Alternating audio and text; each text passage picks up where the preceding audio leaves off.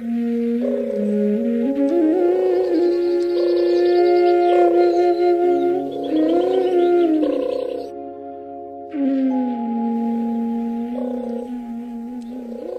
মন উচ্চাটনের বয়সে আমাদের দুপুরগুলো ছিল প্রজাপতিময়, হীরের টুকরোর মতো উজ্জ্বল আর রোম্যান্টিক, টিপের মতো একাকী।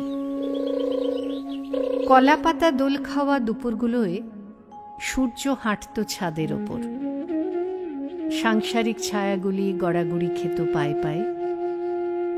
ডাহুক ডাকা উত্তপ্ত দুপুরে আমরা জেগে থাকতাম। আম্মার সংক্ষিপ্ত ঘুমের মধ্যেই লুকিয়ে খেতাম নারিকেলের নাড়ু, আমসত্ত্ব আর বড়ইয়ের আচার। উঠোনে কুকুরের কুণ্ডলি পাকানো ন্যাপ, আব্বার টেবিলে ইত্তেফাক, আপুর সামনে মাসুদ রানা, আম্মার বালিশের পাশে বেগম, রেডিওতে যারে যাবি যদি যা। শুনতে শুনতে খেতাম কামরাঙা। যারে যাবি যদি যা,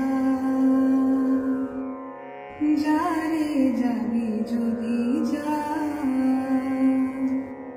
পিঞ্জর খুলে দিয়েছি,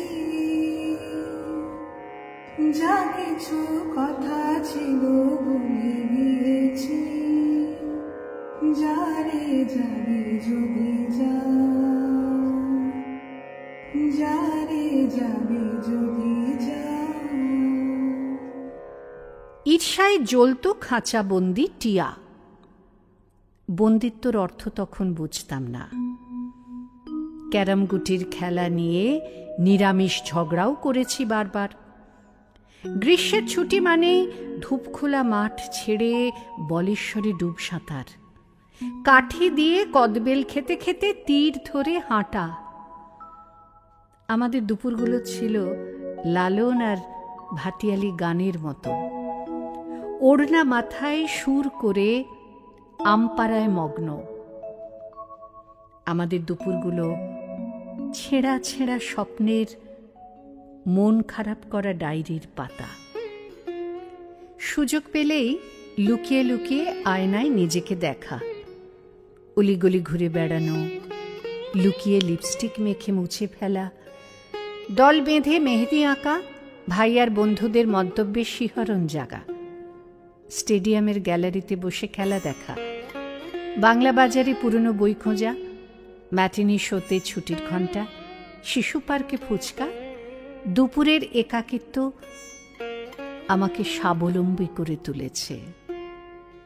আমি যে বড় হয়ে যাচ্ছি, চুলের মতো, নখের মতো। বড় হয়ে যাওয়া মানে তখন বুঝে গেছি।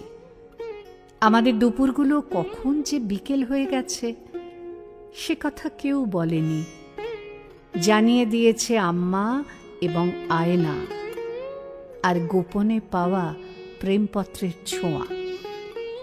সেই সব দুপুর মেঘ ও রৌদ্রের মৌতাতে আমাদের তুলে দিত ছাদে। আমাদের চোখ আটকে থাকত ঘুড়ি যুদ্ধের আবেগে। শাড়ি আর বড়ি শুকানো দুপুর টহল দিত নিঃসঙ্গ চিল। ইলেকট্রিকের তারে বসা কাকগণ কি তাকেই ডাকত?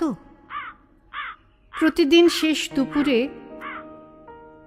চন্দনদার জন্য অপেক্ষায় থাকতাম। আপু আবৃত্তি করত, সুরঞ্জনা ওইখানে যেও না কো তুমি। জিন্সের ওপর চেক শার্ট গায়ে চন্দনদা আসতেন। অঙ্ক শেষে পড়াতেন ইংরেজি। আমি ক্লাস 9-এ।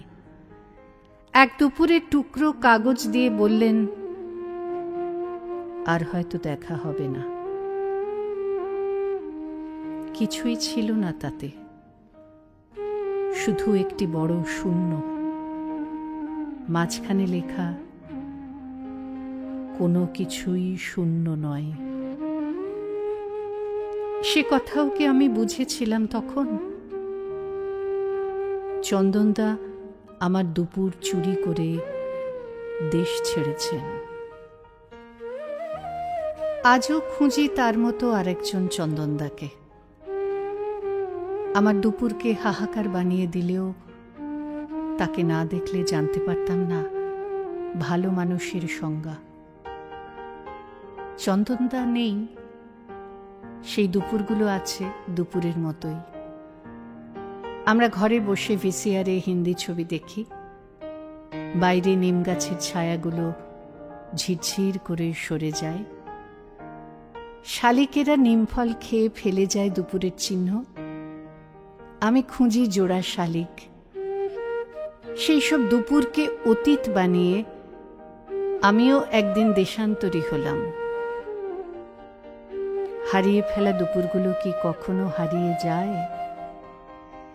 কোনো এক ঝাঝা রোদের ঝিমধরা দুপুরে স্নেহময় শীতল পাটিতে এখনো মোড়ানো আছে আমাদের সেই সব নামতা পড়া সরল দিনগুলি।